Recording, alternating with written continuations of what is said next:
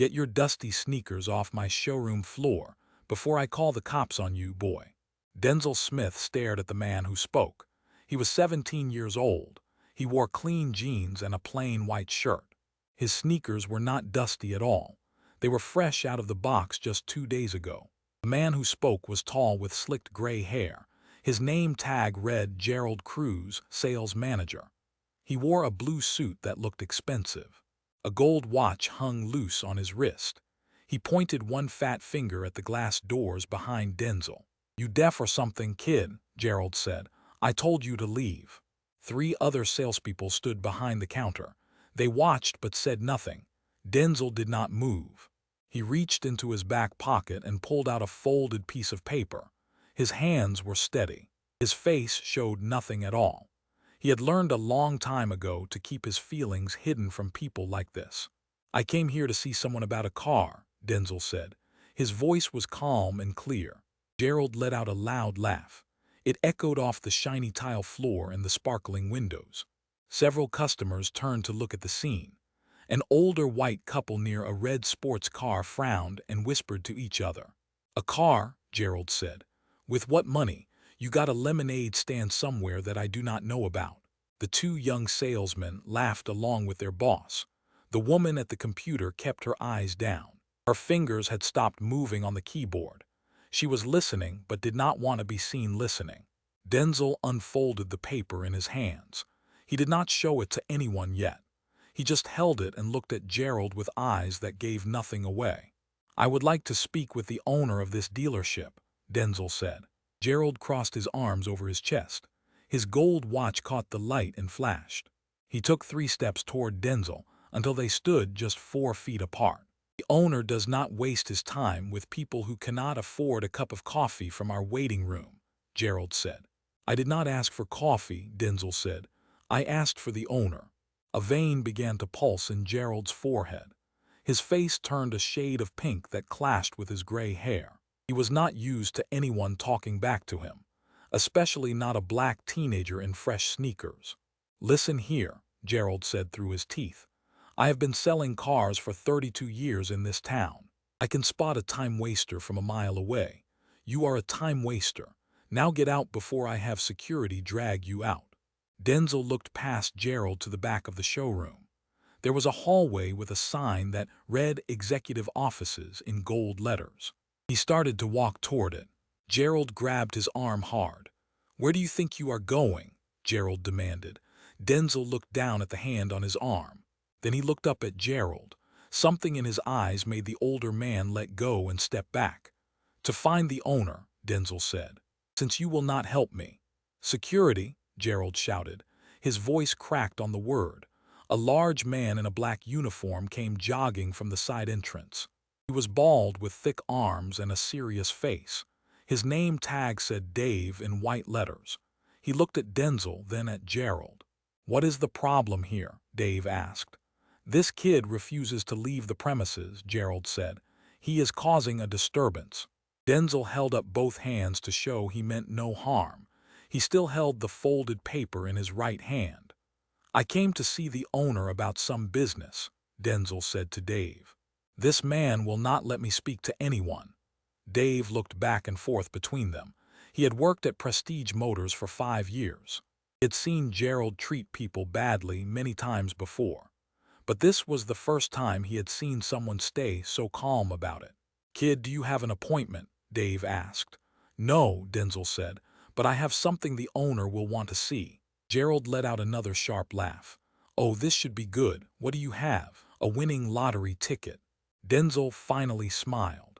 It was a small smile that did not reach his eyes. It was the kind of smile that made Gerald feel suddenly cold in his expensive blue suit. "Something like that," Denzel said. At that moment, a door opened at the end of the executive hallway. A woman in her 50s stepped out. She had short brown hair and wore a gray pantsuit. Her heels clicked on the tile as she walked toward the commotion. "What is going on out here?" she asked. "I could hear shouting all the way in my office." Gerald straightened his tie and put on a smile. "Nothing to worry about, Mrs. Chen. Just a young man who wandered into the wrong place." The woman looked at Denzel. Her eyes moved from his face to the paper in his hand. Something about him made her pause. He did not look nervous or scared. He looked like someone waiting for the right moment. "What is your name?" she asked him. "Denzil Smith, ma'am," he said. "I came to speak with the owner of this dealership." "I am Patricia Chen," she said. "I am the general manager here. The owner is rarely on site." "I understand that," Denzil said, "but I think you should call him today." Gerald stepped between them. His face was red now. "Mrs. Chen, I apologize for this. I will have Dave escort him out right away." Patricia held up one hand to stop him. She was looking at the folded paper Denzil held. There was something about this young man that did not fit the scene. He was too calm, too certain. "What is that in your hand?" she asked Denzil. "A copy of some papers," Denzil said. "The real ones are with my lawyer." Gerald snorted. "Your lawyer? Now I have heard everything." Patricia ignored him. "What kind of papers?" Denzil finally unfolded the document. He turned it so Patricia could see. Her face went pale in the space of 3 seconds. She grabbed the edge of a nearby desk to steady herself. "Where did you get this?" she whispered. "From my grandmother's safe," Denzil said. "After she passed last month." Gerald tried to look at the paper. "What is it? What does it say?" Patricia turned to him with fire in her eyes. "Gerald, go to your office and stay there until I tell you otherwise." "But Mrs. Chen, I was just trying to protect the business from—" "Now, Gerald." The salespeople at the counter had all stopped pretending to work. They stared openly at the scene. Dave, the security guard, stood very still, unsure of what to do next. Gerald's face twisted with anger and confusion, but he turned and walked toward his office. His expensive shoes made sharp sounds on the tile floor. He slammed his door so hard that a picture fell off the wall nearby. Patricia took a deep breath. She looked at Denzil with new eyes. "Please follow me to the conference room, Mr. Smith." "Thank you, ma'am," Denzil said. They walked together down the executive hallway. The salespeople whispered to each other as they passed. Dave watched them go with his mouth hanging slightly open. The conference room had a long wooden table and leather chairs. One wall was made entirely of glass and looked out onto the car lot below. Patricia closed the door and pointed to a chair. "Please sit," she said. Denzil sat down and placed the paper flat on the table. Patricia sat across from him. Her hands were shaking just a little bit. She tried to hide it by folding them together. "I need to make a phone call," she said. "I expected you would," Denzil said. Patricia pulled out her phone and dialed a number. She waited 3 rings before someone answered. "Mr. Harrison, this is Patricia Chen at the Riverside location. I need you to come here immediately." She paused and listened. "No, sir, it cannot wait. There is a young man here with documents you need to see." She hung up and looked at Denzil. "He will be here in 45 minutes. Can I get you something to drink?" "Water would be nice," Denzil said. Patricia left and came back with a cold bottle of water. She set it in front of Denzil and sat down again. For a long moment, neither of them spoke. "Your grandmother," Patricia finally said. "What was her name?" "Ruth Smith," Denzil said. Patricia nodded slowly. "I have worked for this company for 23 years. I heard that name once before, a very long time ago." "She worked here," Denzil said, "when it was called something else." "Madison Family Motors," Patricia said. "That is right." Patricia leaned back in her chair. She looked at the paper on the table but did not touch it. "I was told the family sold the business in 1987 to an investment group." "That is what everyone was told," Denzil said, "but it was not the whole truth. And you have proof of this." Denzil tapped the paper with one finger. "My grandmother kept very good records. She kept every letter, every check, every document." The next 40 minutes passed slowly. Patricia made more phone calls.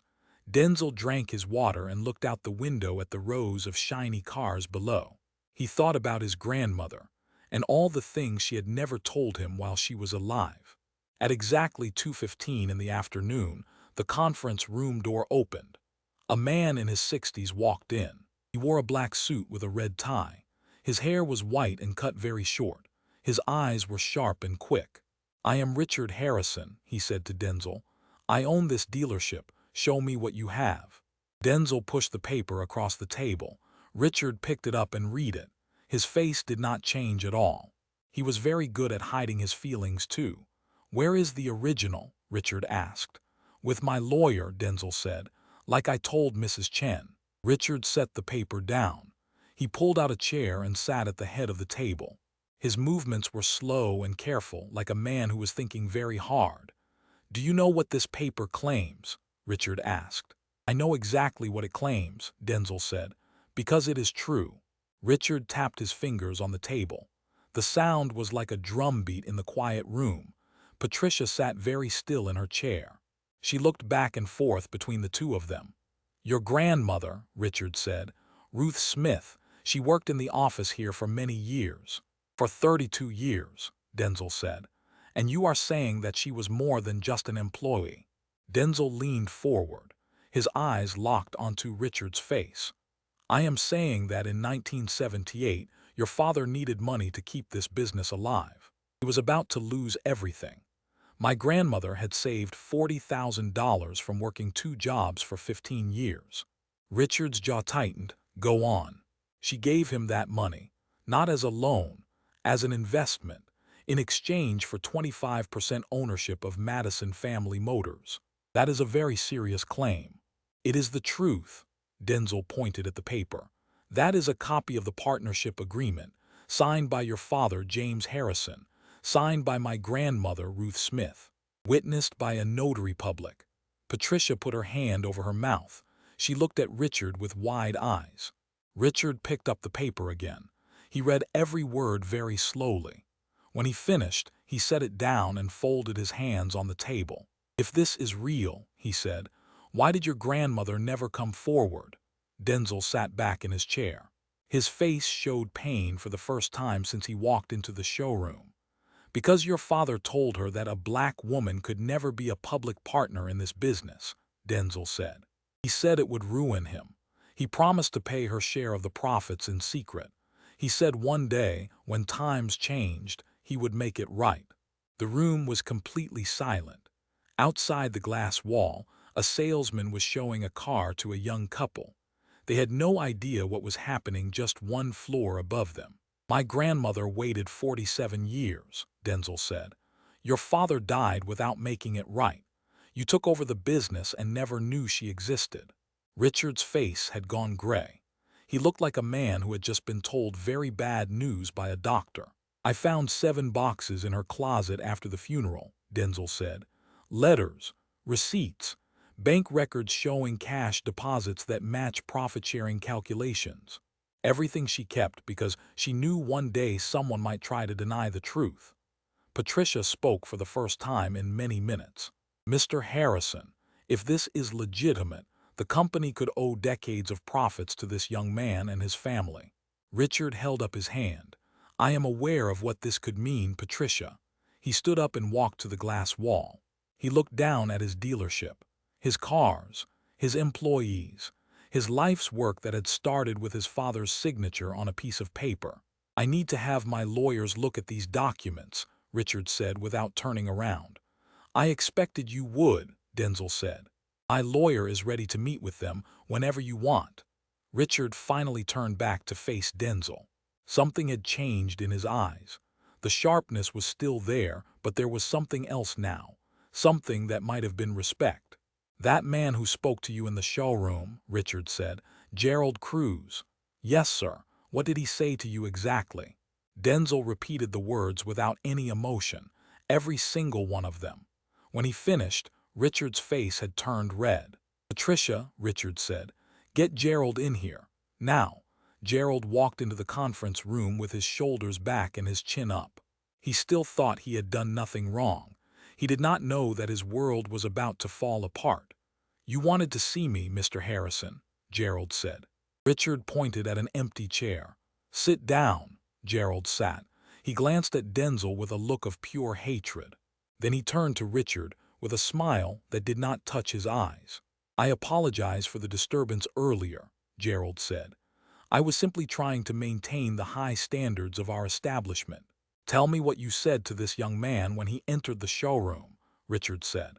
Gerald's smile flickered. I asked him to leave because he was clearly not a serious customer. That is not what I asked. What exactly did you say? Sweat appeared on Gerald's forehead. He pulled at his collar with one finger. I may have been a bit direct. You know how it is with these. With these what, Gerald? The room went very quiet. Patricia looked at the table. Denzel watched Gerald squirm in his chair.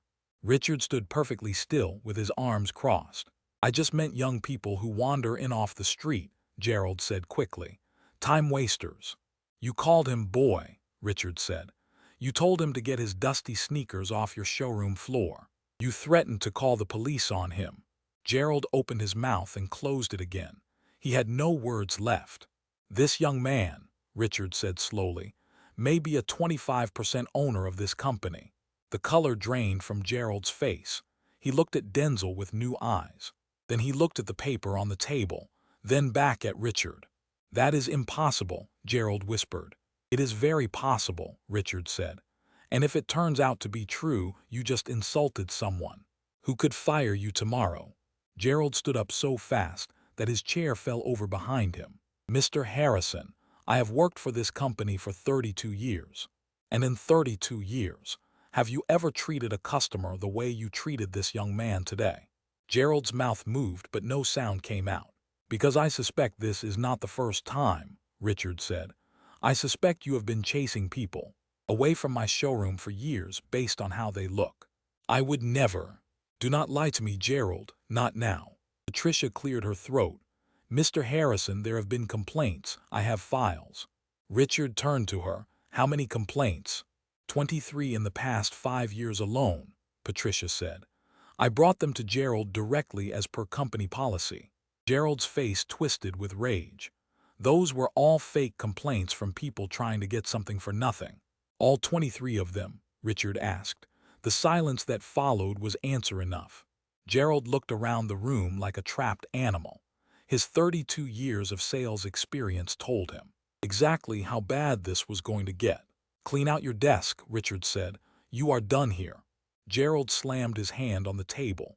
You cannot fire me because of this kid. I know my rights. I can fire you for creating a hostile environment and driving away potential customers, Richard said calmly.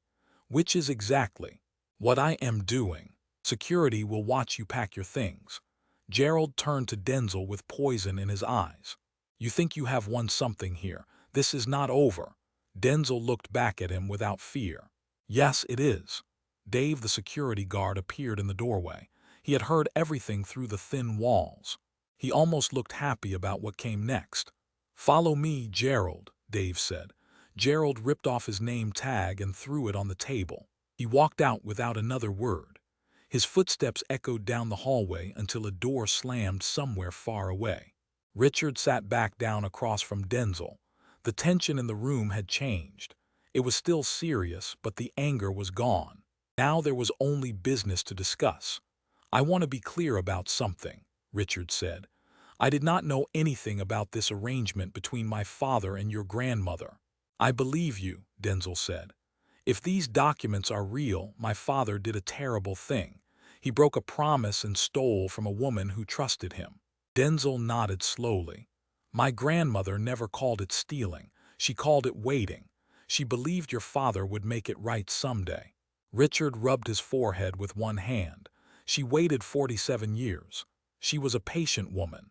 And now she is gone, and you are here to settle the account. That is correct. Patricia spoke up carefully. Mr. Harrison, we need to involve legal counsel before any further discussion. I know, Richard said, but I want to say something first. He looked directly at Denzel. Whatever the lawyers decide, whatever the documents show, I want you to know that I am sorry. Denzel blinked. He had not expected an apology. He had expected lawyers and arguments and long court battles. His grandmother had warned him that rich people never gave up anything without a fight. You are sorry, Denzel repeated. My father built this business with your grandmother's money and her trust.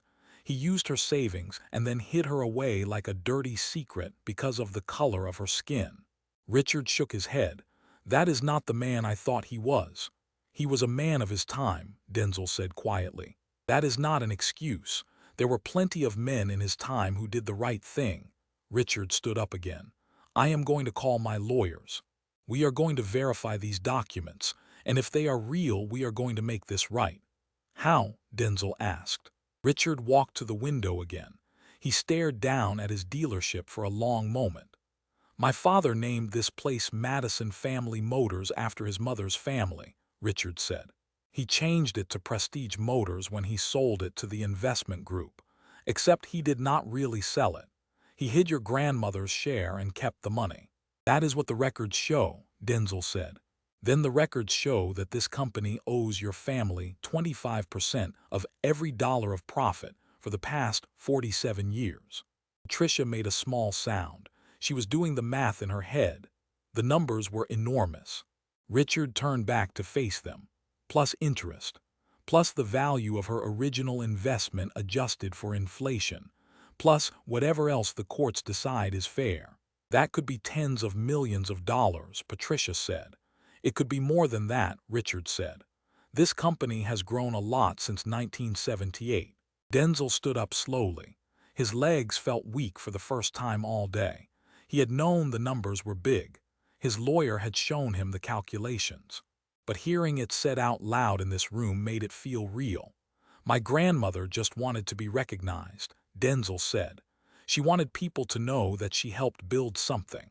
Then we will start there, Richard said. Whatever else happens, people will know the truth about Ruth Smith. The next 6 weeks passed in a blur of meetings and phone calls. Denzel met with Richard's lawyers in their fancy office downtown. They looked at every document from his grandmother's boxes. They hired experts to verify signatures and dates. Everything was real. Everything was exactly what Denzel said it was. The final meeting took place back at the Prestige Motors conference room. The same glass wall looked down on the same rows of shiny cars, but everything else had changed.